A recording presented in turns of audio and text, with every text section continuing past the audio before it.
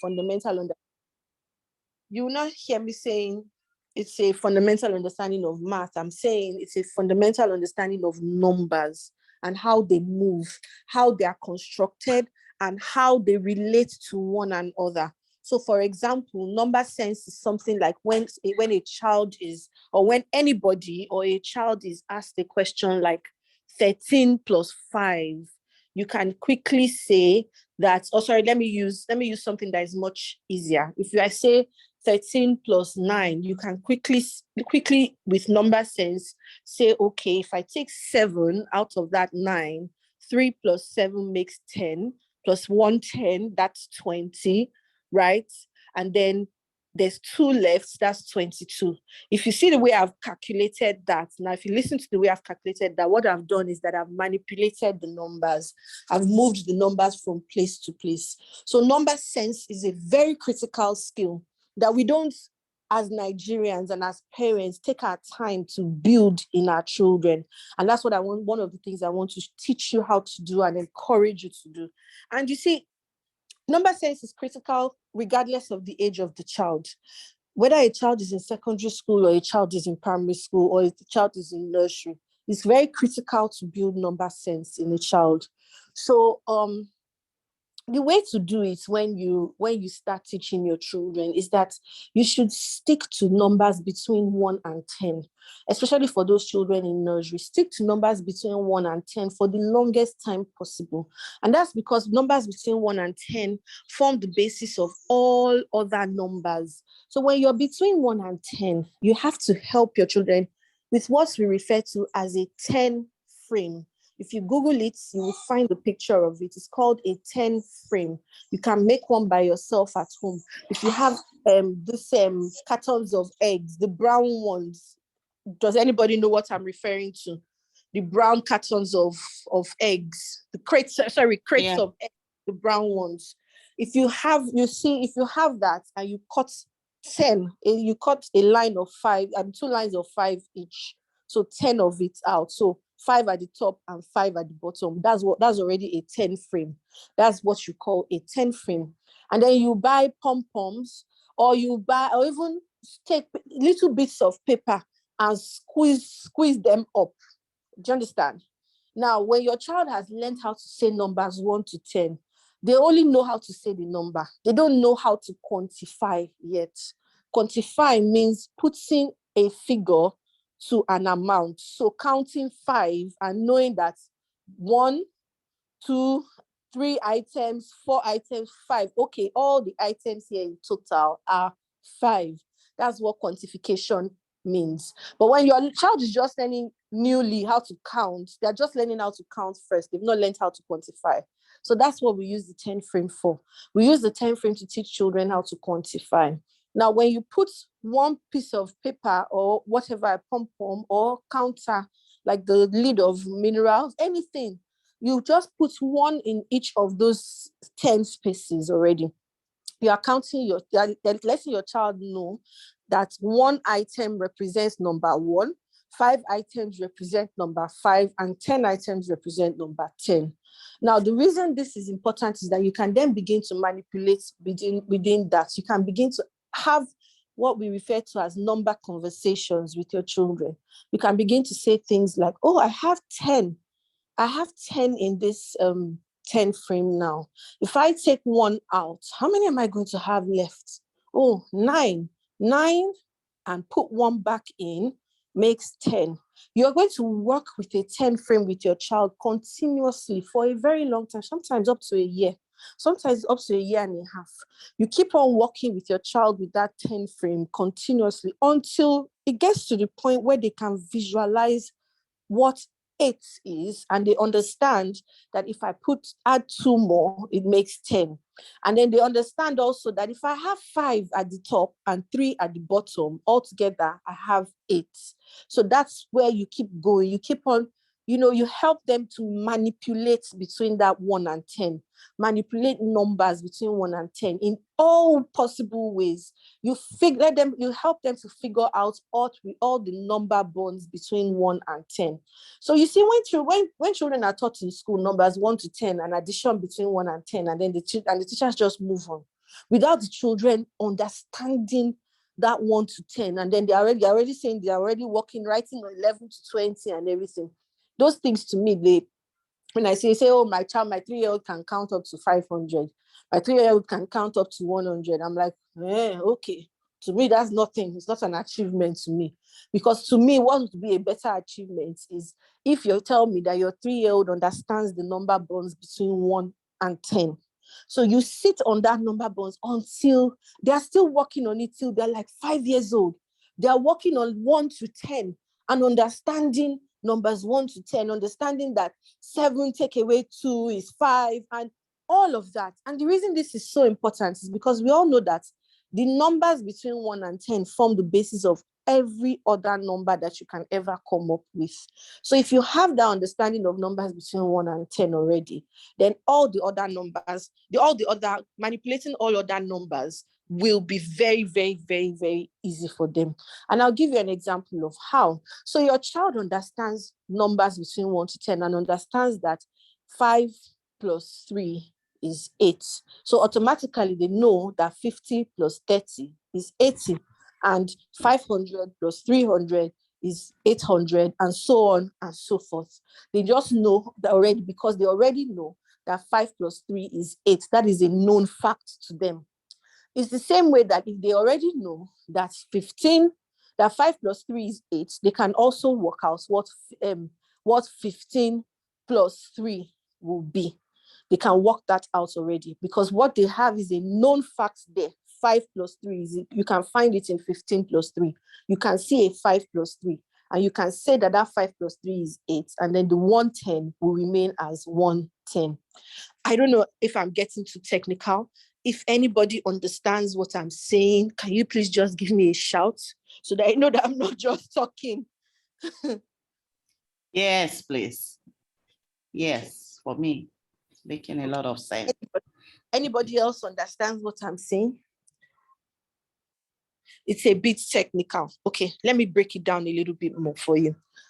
And what I'm talking about is establishing number sense in children.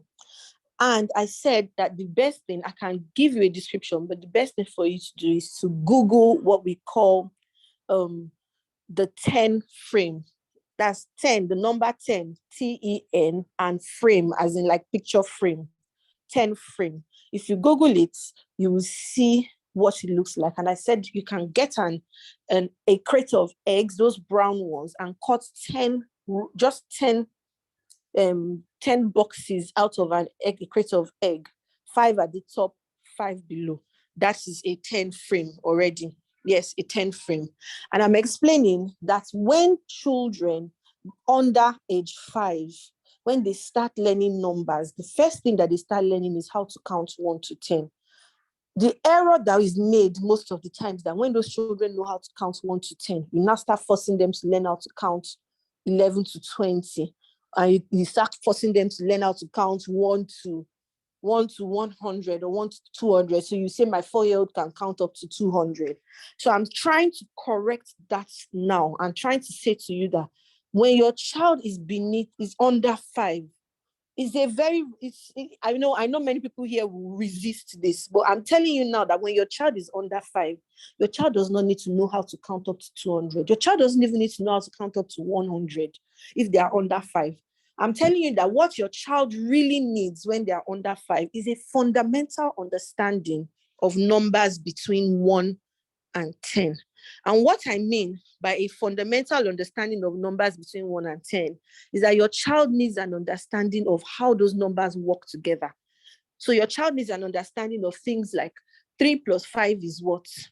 2 plus 5 is what? How can I make 10? What 2 numbers can I put together to add together and get 10? What 2 numbers can I add together to get 9? What 2 numbers can I add together to get 8? What 2 numbers can I add together to get 7? What 2 numbers can I add together to get 6? That is what your child needs a fundamental understanding of. You see, learning how to write to 200 is an added bonus. If they know how to do it, they just know how to do it. It's not really something that is what is needed at that point. But because I know that we're in Nigeria, And I know how Nigerian schools operate. That's why I just say, let it be an added bonus. What you really need to be focusing on in a child that is under 5 in mathematics is getting them to understand those number bonds between 1 and 10, how numbers work with each other. So letting them understand that 8 take away 5 is 3, and 5 plus 3 is 8. So the opposite of addition is subtraction. And the way to do this is by giving them a lot of hands-on materials to count. Even if it's your shoes, look at 3 shoes there. If I add 5 more shoes to it, how many will I get? Oh, look at 2 pillows here. If I add 2 more, how many would it be? And things like that. Having constant conversations with them about numbers. That is what is needed. And I'm explaining to you that the reason why this is needed is because when they begin to add harder numbers or bigger numbers, like 15 plus 3. If I already know in 15, now in 15, if you listen carefully, in 15, what numbers do we have in the number 15? We have 110, which is the 1, and we have the 5, which is the 5 units.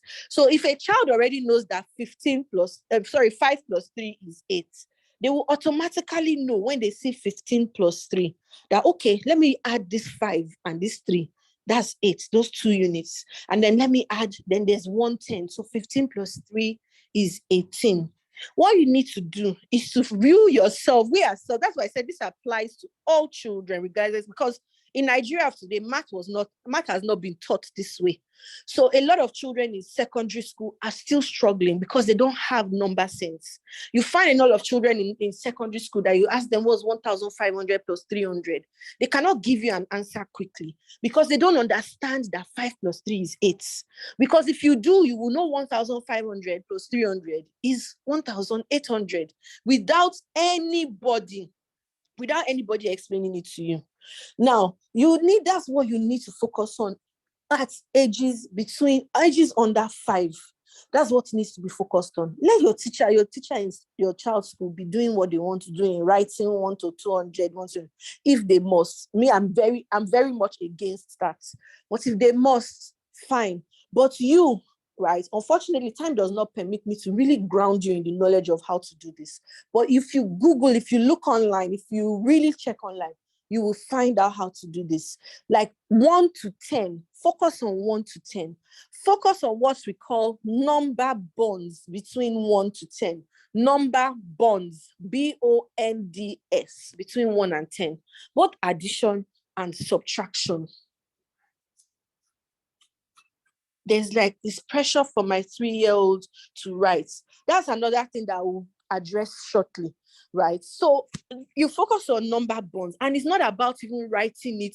It's not about writing it out. It's just about talking to them with items. You see, when you're teaching small children, the best approach to teach children is to go from concrete to abstract.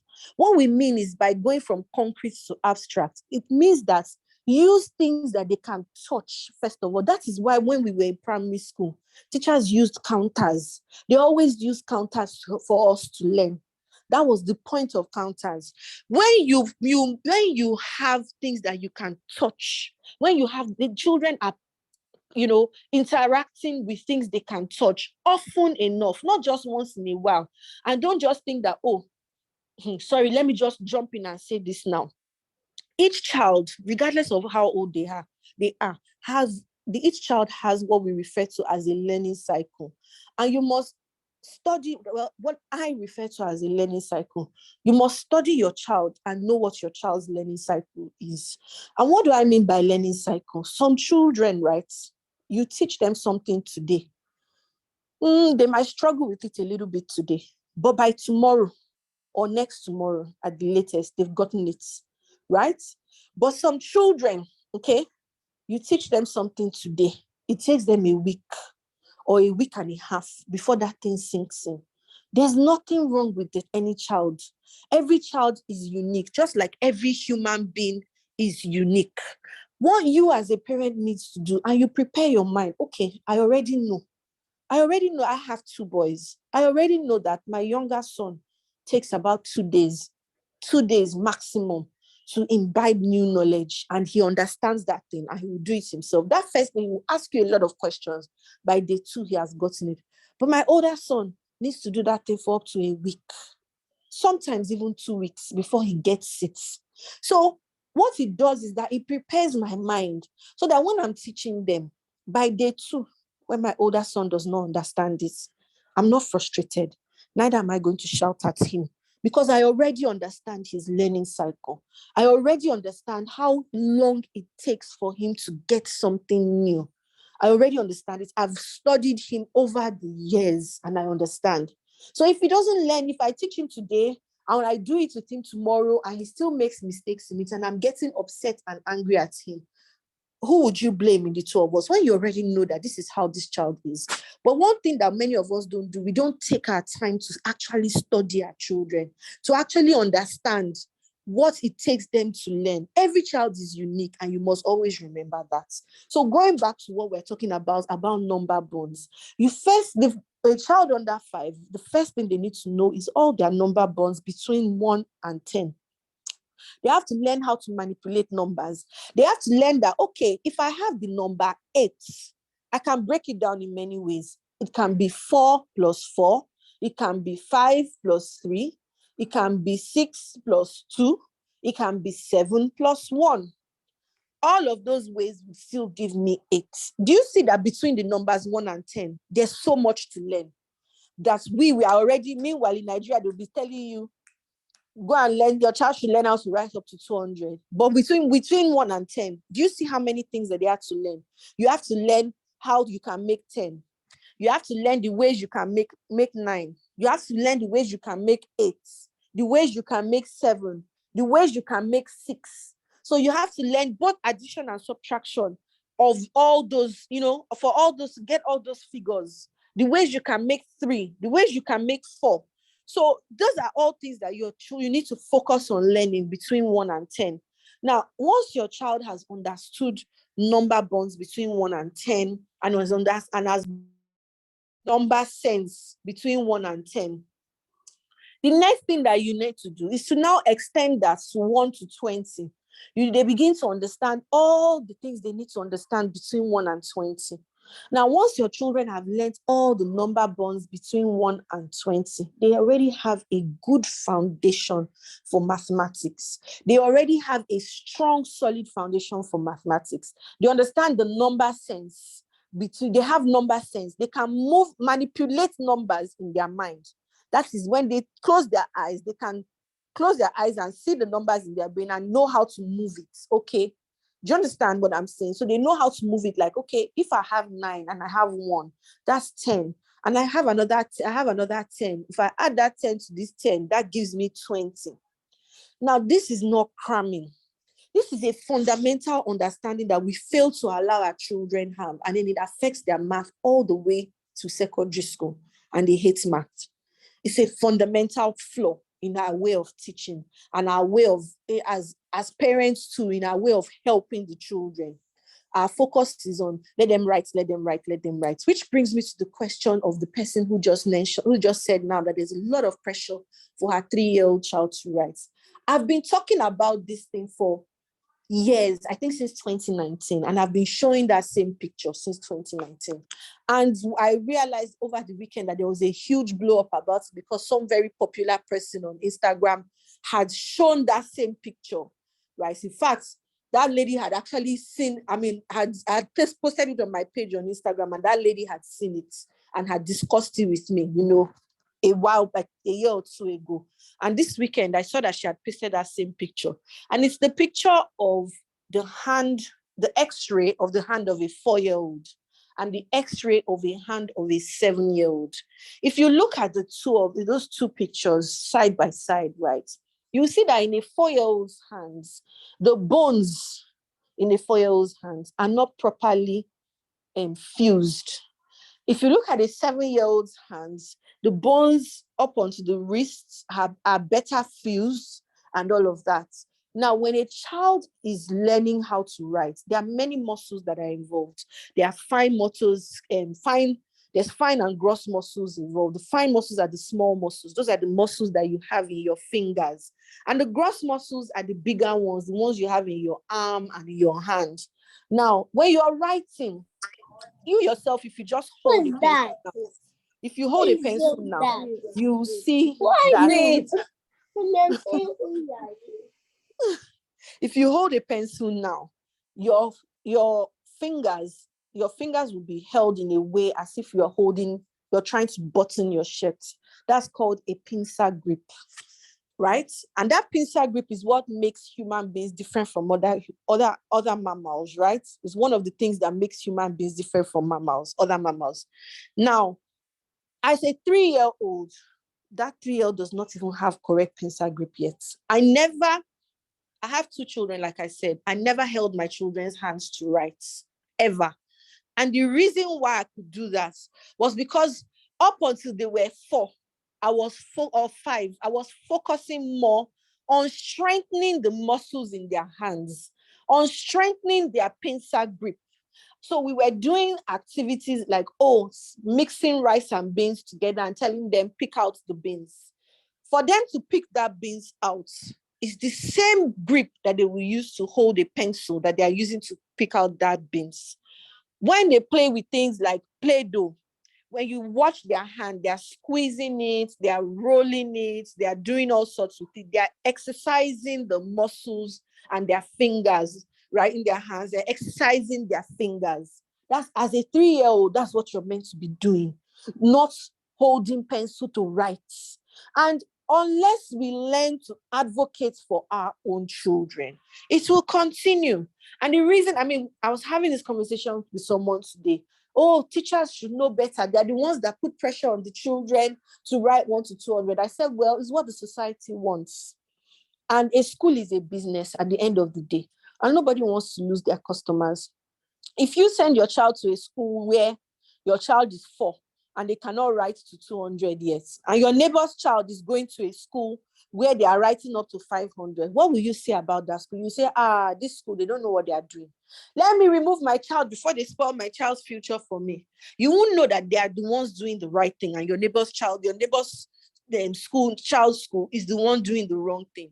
So expectations of the society is what drives oftentimes, many of these schools and teachers, but sometimes as well, the teachers don't know better. They don't know. But you as a parent, your role is to advocate for your child. Nobody in this life can tell and force my child to write 1 to 200. Rather, let's be moving from that school. There's no pressure because a 3-year-old child is not even meant to be writing 1 to 300, even if they are writing 1 to 10, be thanking God, be thanking your stars. What they are meant to be doing is strengthening their pincer grip, strengthening the small muscles in their finger, the muscles of the arm, the muscles of the hand. Now, many of us know, when they bring that homework, write 1 to 100, the children do what? Oftentimes they burst into tears. They start crying and they say what? My hand is paining me. Their hand is genuinely paining them. Number one, the bones in their hands are not properly fused for them to be able to do that exercise. That's number one. Number two, the muscles in their hands have not been well exercised. So of course their hands will pain them.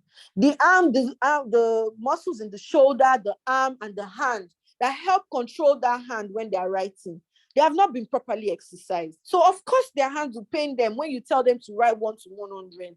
But instead, our own response will be, they are lazy. They are lying. And they will not. Do you understand? You will beat the child, or you will shout at the child and force the child to do that thing.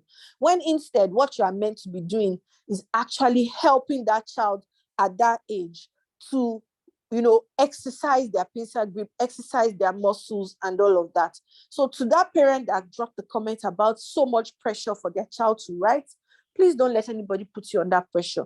Instead, think about, go online and Google pre-writing activities for a 3-year-old. Pre-writing activities for a 3-year-old. A 3-year-old at the most is meant to be doing strokes. They're meant to be, tracing strokes and lines and curves. All of these things that at the end of the day, when they start writing, they will need them to form numbers and alphabets. That's what a 3-year-old is meant to be doing. And a lot of exercises, buttoning up, using a button frame, a dressing frame that has buttons, playing with things like buckles and things like that. That's what, or zips, all those things that make you use that grip, that pincer grip, which is that grip that you use when you are writing. That is what you are supposed to do.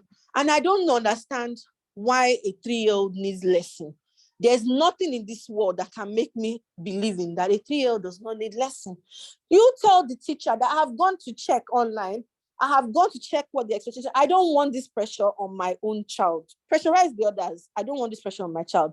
Rather, let's focus on strengthening the pincer grip and the muscles on their hand. Eventually, when they are 4, 5 years old, they start writing, you will see that the child's writing will be beautiful. So let me not overflog that point too much. Now, I've talked about the foundation of math, and I've spoken about helping your child understand number bonds between 1 to 10 and number bonds between 1 to 20. Unfortunately, I don't have a lot of time. I cannot dig deeper into that, but as a foundation, that is a good foundation to start with for your child to build on when in their mathematical journey. Now, for reading and English language, reading, writing, and all of that, of course, the very first thing that we always talk about is how we should read, and read some more. Reading is never too much to a child. Reading is never too much for a child. You're meant to read every day to your child. Unfortunately, the stress of Lagos does not allow it. For me, I try to be very realistic. I remember when my children were much younger, we used to read to them every day. But as time went on, we became busier. I became busier, their daddy became busier. It was difficult to maintain that reading to them every day.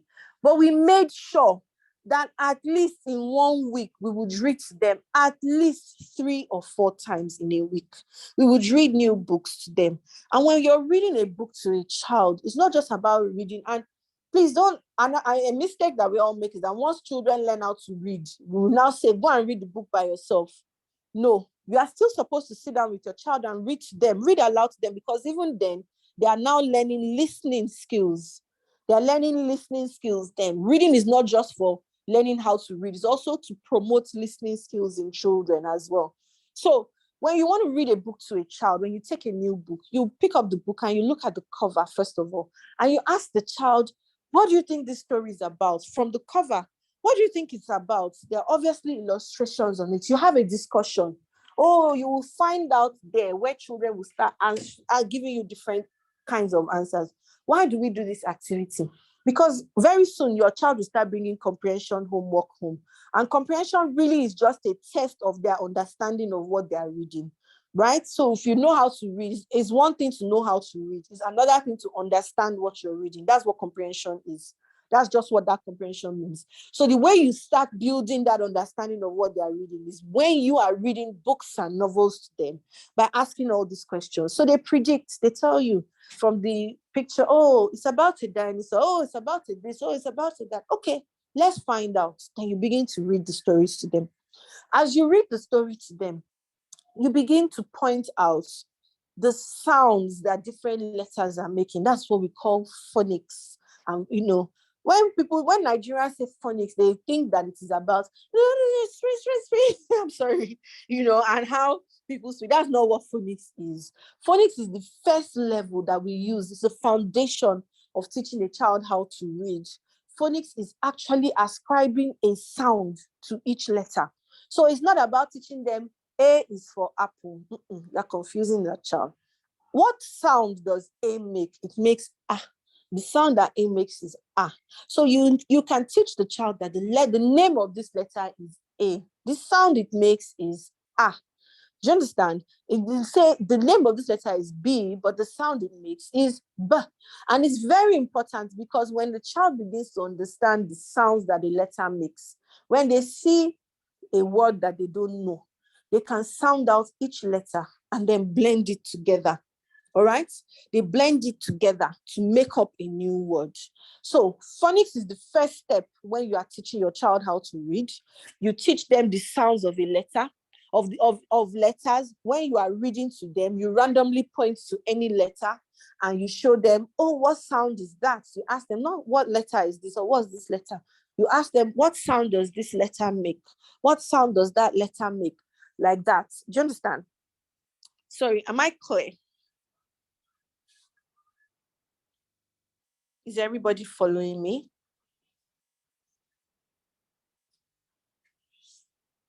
Okay, very clear. Okay. All right then. No problem. So the first level is phonics. Okay, do you know what? Let me break it down. I want to try to make it a little bit easier. So first of all, let's take the levels first. Then we'll now take it as opposed as when we are reading to a book. So the first level is phonics. The next level is what we refer to as phonological awareness. So when your child understands the phonics, they understand all the letters A to Z, and they know the sounds that these letters make, right? The next level is what we refer to as phonological awareness. Phonological awareness is when you say a word, bat, for example. You say bat. The child can hear, oh, what's the first sound? B. What is the sound at the end? T. And what is the sound in the middle? Ah. That is phonological awareness. When a child can, or a person can hear the individual sounds that make up a word, that's phonological awareness. So when you're able to ask your child what sound comes last, what sound is in the middle, and they can correctly identify it. Now, this takes a while to build up, and we usually start with the first sound in the word. We usually start with their name. What is the first sound of your name? What's the first sound of your own name? Kayla, the first sound in Kayla is k, k, k. Tomi, the first sound in Tomi is t, t, t. That is phonological awareness. So you work on that for a while. You work on beginning sounds, middle sounds, and then the end sounds. Now, like I said, we don't have a lot of time. Within phonological awareness, there's a lot of things that you also help your child with. Double vowels, for example, when you see O and O together standing next to each other, they are saying ooh, things like that. Now, when your child is in school, these are questions that you need to ask. Are we teaching? Ask the teachers, are you teaching phonological awareness? Are you using the rules to teach them words? Not that they're just cramming words. They're not just cramming the spelling of words. They will tell you, oh, these are sight words. They should just cram it. They should just know it. No, the world has gone beyond that.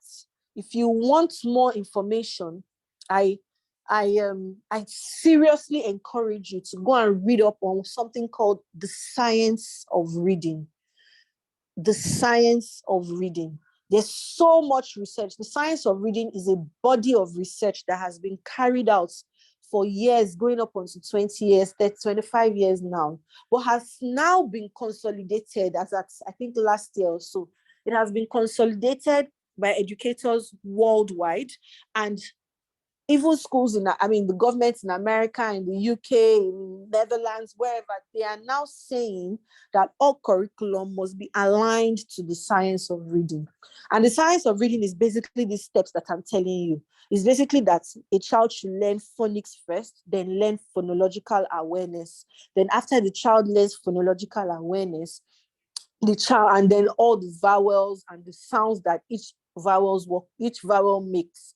For example, I'll give you one now. Like I said, we don't have a lot of time. When two vowels are working together, we all know what vowels are. A, E, I, O, U. When two vowels are working together, that is A and E, for example, is the first one that sounds, is the name of the first one you hear. You can think about any word that has A and E in the middle, right? You will find out that is the, or E and A, either one. You will find out that is the name of the first vowel that sounds. That is a simple spelling rule that children are meant to be taught. It's a simple spelling rule that children are meant to taught.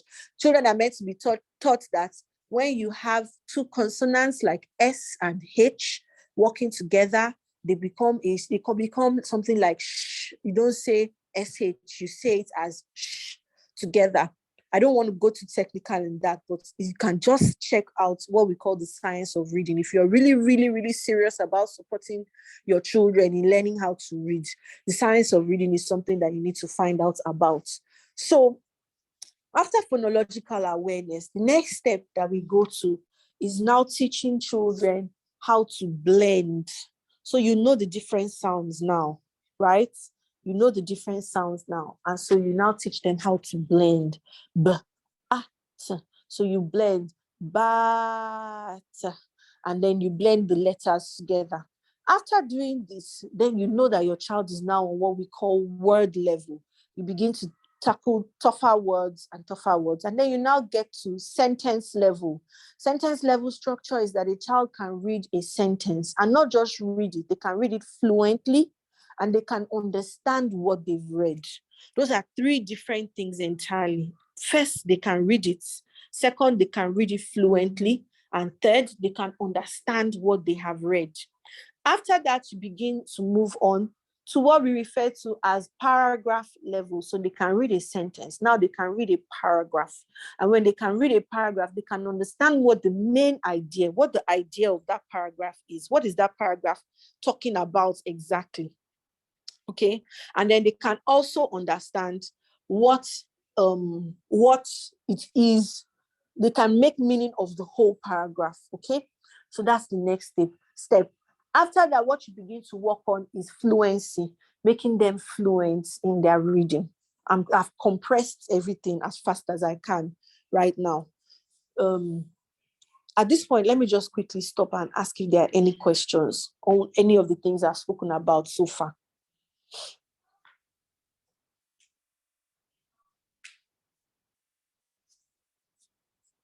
Okay, no questions? No questions right now? All right, no problem. Let's keep moving then. So once your children are able to do all this, this is at the stages that you use to build their reading. Now, what I was going back to books and the role, how you can use books to build their comprehension and their understanding and all of that. When you're reading to the child, I started by saying that you look at the cover page, you discuss it, you get their opinions on what they think is going to happen in the book, then you begin to read. Now, when you get to certain spots in the book, you can ask questions like, what do you think is going to happen next? You can ask questions like, how do you think this person felt? Maybe a particular character, maybe someone shouted at a particular character in the book, or someone took the person's item. You can ask, how do you think this person felt? And that it helps them to begin to infer. They're inferring from their normal life, how they feel in their normal life.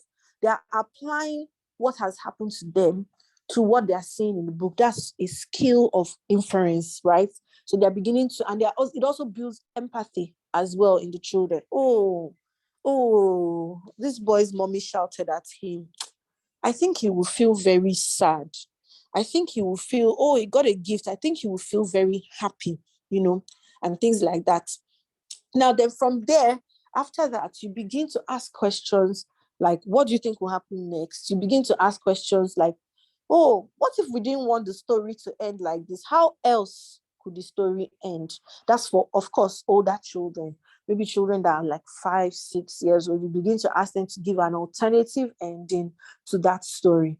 You can, and things like that. Now, for children who are older, children who are in primary 4, primary 5, primary 6, when you read a book with your child, you can start to ask questions like, oh, can you show me all the nouns? Can you point out 5 nouns in this book to me?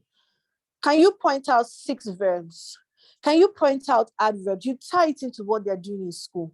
They are reading a book at home. but you want them to be able to apply the knowledge that they are learning to everyday life. So it's not just, they're just not learning adverbs for learning adverbs sake in school. Oh yeah, in this book that you are reading now, show me the adverbs there. In this book that you are reading now, oh yeah, you learn similes in school. Show it to me. Do you understand? You can also tell them that they should use those same characters to make up another story. So you can tell, as younger children, you begin to tell them to talk to you. Oh, tell me, what if, and you start asking what if questions. What if so and so character did this instead? What do you think will happen? What is this building? What this is building is that eventually your child will be asked to write composition, and they need to have they need to be able to think creatively. So the earlier you start reading to them, the wider their creativity is being built. The earlier you start asking them these questions like this, especially within the early years, 0 by up to 8 years old, you start asking them these questions. They'll be able to give you alternative endings. They'll be able to give you alternative characters and things like that. By the time they are giving their composition to write, they are not just writing from a blank slate. Because what happens is that, especially even with our teachers in school, I always fight with a lot of teachers. You just give them work and you just say, write an essay on blah, blah, blah, blah, blah. And you give it as homework and you expect the child to come back with one fantastic work. You've not discussed anything. You've not discussed it with them. And when I say discuss it with them, I mean, they don't even know the kind of vocabulary they're meant to use. They don't even know, okay, well, they can't think creatively. How do you help your child to think creatively? By reading books, by asking them questions when they are reading books. How do you build their vocabulary? By pointing out new words when you're reading to them. By saying, oh, look at this word. Oh, this is a story of a haunted house, for example. And these are the words that we use. Oh, it's scary, it's spooky, it's this, is that, is that. Or this is a story of an animal in a stable. Look at the kinds of words that we use in this kind of story. So that when they are now asked to write, they have a bank that they can check out from. They have a bank of vocabulary. They have a bank in their creativity bank. They have something that they can check out from. It's not empty. It's not empty. So it's so important to do that. And I find that even a lot of, if you listen to my bio, you see that I do a lot of teaching of creative writing in senior secondary school. And when I teach creative writing in senior secondary school, do you know the syllabus I used to teach?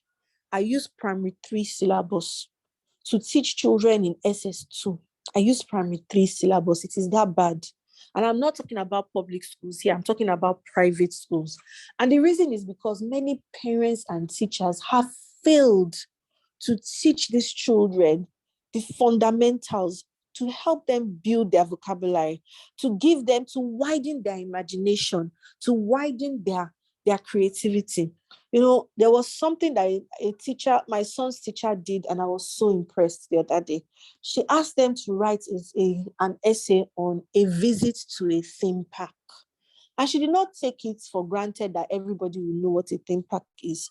So that day in creative writing class, do you know the only thing they did in that class? She used Google Maps and she opened up Disney World on Google Maps.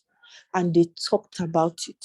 She showed them the entrance to Disney World. She showed them all the games. She showed the rides, the places to eat. She showed them everything on Google Maps that day. That was all they did. That was all they discussed. That was all they discussed. Then she started asking them questions like, oh, if you go, how would you feel if you were in Disney World? Oh, I'd be excited. I'd be happy. Oh, I'd be afraid of this very high ride. No, I wouldn't want to go on this fast one. They started having all sorts of discussion. So she was, in their mind, she already was waking up the kind of emotions that they will have when they get. She said, okay, let's even describe how it looks. How does this place look? These children were in primary 1 at this time.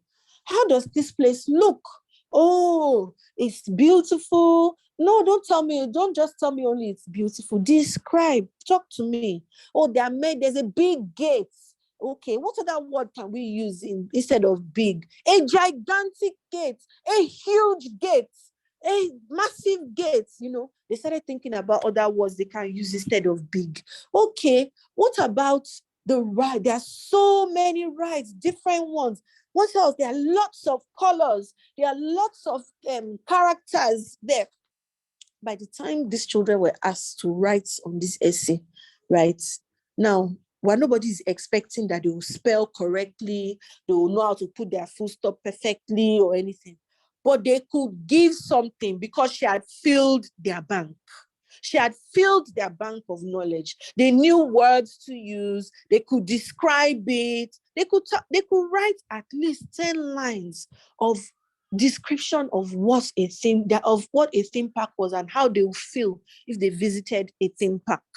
As parents, this is the challenge to us.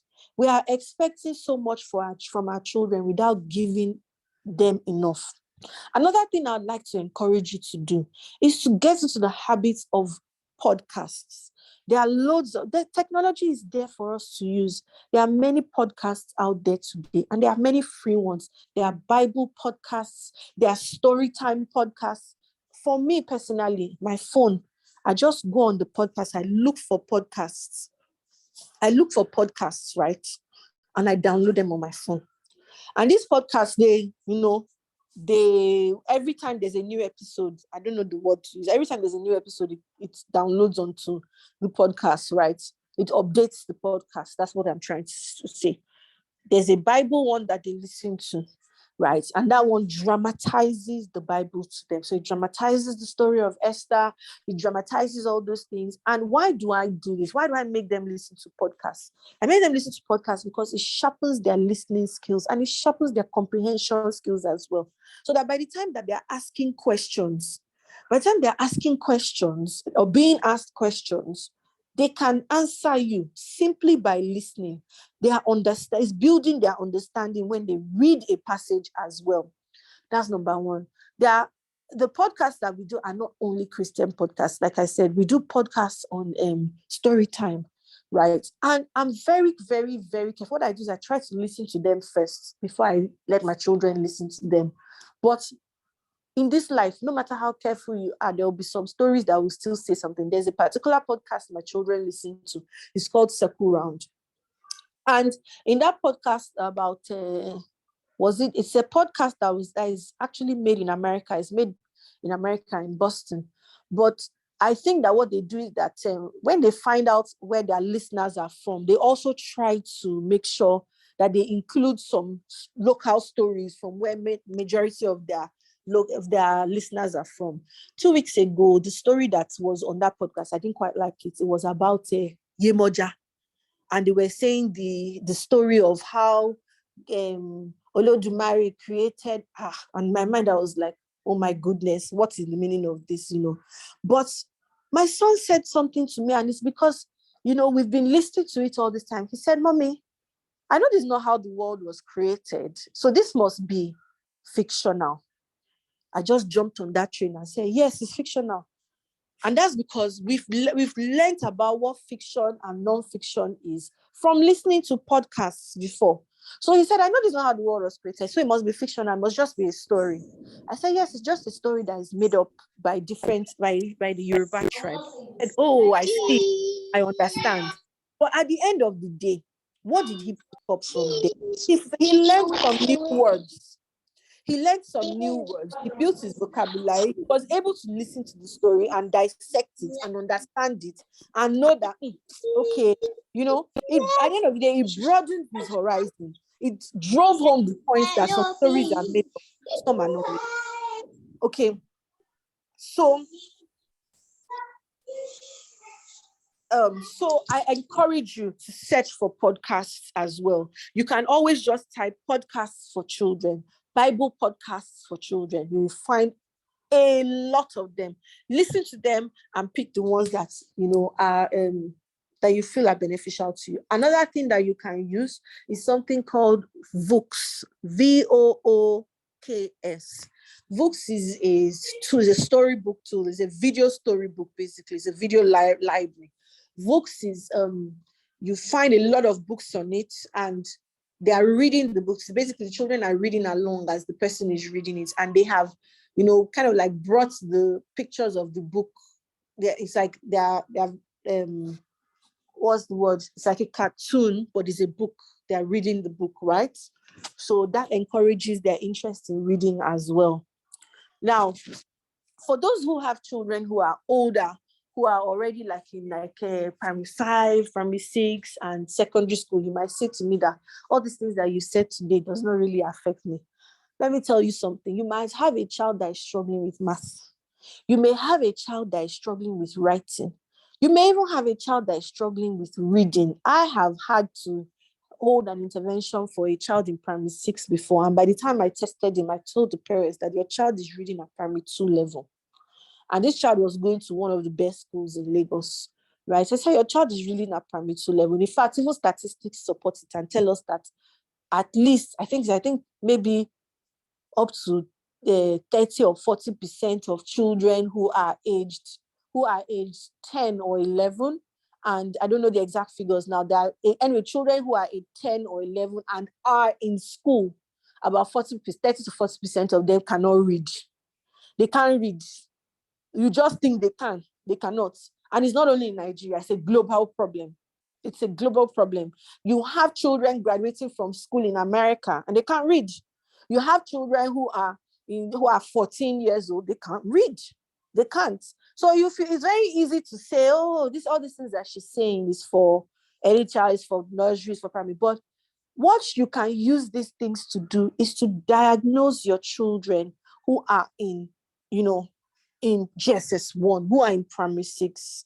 You can use these things to diagnose them. Find out, my child is in primary 6, but is he on sentence level?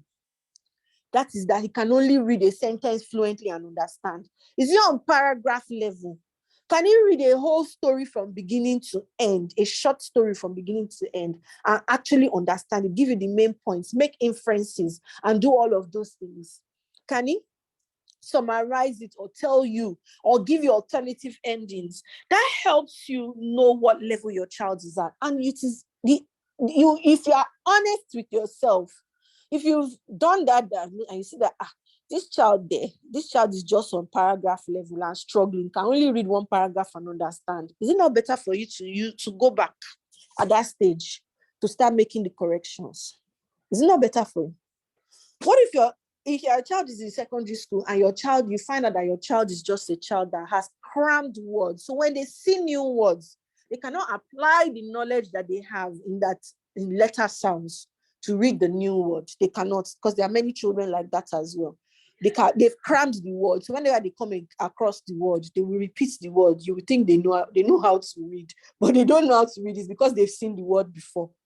They've seen the word before. They don't really know how to. If you tell them to break it down into sounds for you, they can't. The same thing with math. You have a child who is struggling badly with math in GSS2.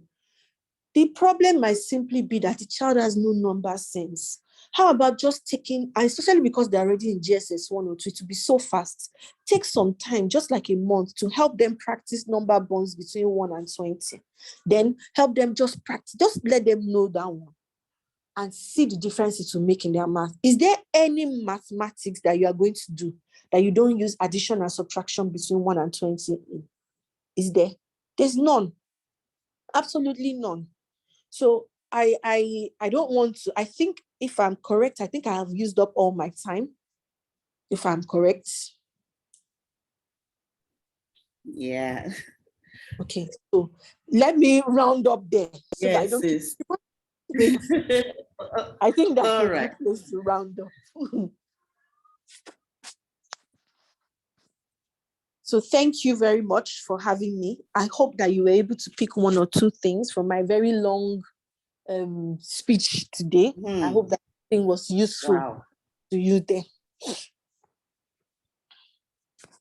Very, very useful. Please, let's all appreciate Sister Tomi. Please, let's just send in, emojis telling her how much this has impacted us. For me, this is so awesome, enlightening. I learned a whole lot, and you said so much.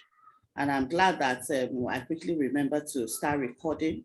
Okay, and this will be shared to the larger group. This has been awesome. And I don't know how many people here are going to read to their children tonight before sleeping because of what we just heard now. If you're going to do that, let me just see your hands up. I'm one of such people. You know, I don't do it often. I do it once in a while because, like you said, the business of life. Yeah, and then because I felt, oh, my children can read, so I tell them, go pick up your, you know, storybook and read and all of that. But now I learned tonight that even though they can read, there's still that place of reading to them. And then, you know, what you just said about being creative, you know, when you're reading to your children, you know, like looking at the front of the book, the topic of the book, and you're putting it back to them. Like, what do you think this book is about? You know, that's so creative. It helps them to think. All right, you know, so you have said a whole lot of things that we're going. Personally, how I'm going to still be unpacking and practicalizing, because like I always say to everyone, that the lesson is not in listening, it's not in just gathering like this. The best we can do for ourselves is to go back and be doers of all the things that, you know, you've talked about. We learn on this platform. So thank you so much. Thank you so much. God bless you. And trust me, I will always come back for you because you have so much value to give us, and all for free. Thank you so much. God bless you. It's only God that can bless. You're welcome. I appreciate it. I appreciate it. You're welcome. And I will always be there. Like I always say, this is a passion. I love to do this. I'm happy to, and I love to do this. And I'm happy to do this for you, for this group. I'm happy to do it free for this group. And you know, yes, somebody is asking, can you reach out to me? Of course, yes, anytime. Please feel free to reach out to me with any questions or anything that you might want answered. If you want resources, you want me to guide you to where you can find some resources to help you, please feel free to reach out. I'll be happy to do that. Please, Sister Tomi, can you drop your Instagram handle? Okay, please, my Instagram. All follow her. Yes, my Instagram handle is the Treehouse NG. So the tree, as in Iggy tree, TREE house NG. That's my Instagram handle. I'll type it. Let me type it in the chat box as well. Okay. I don't know if I got it. Yes, you got it. You got it right. The Treehouse NG. That's my Instagram handle. So I am semi-active, and everybody's encouraging me to be more active and to put up more content, and I will start doing that. Definitely, I'll start, you know, talking and just giving content. So thank you very much. Okay, thank you so much. So please, let's go reading, you know, to our children. Let's go get the 10 frame, the 10 number frame. I think you know, I'm still going to go back on this lesson. Yes, and do a whole lot. Let's go practice these things that we've learned. And I know that our children will be the better for it. Thank you so much. God bless you. And everyone, we are staying with us till this moment. We appreciate you for this investment you're making in the lives of your children. I know that we will definitely not lose our rewards in Jesus' name.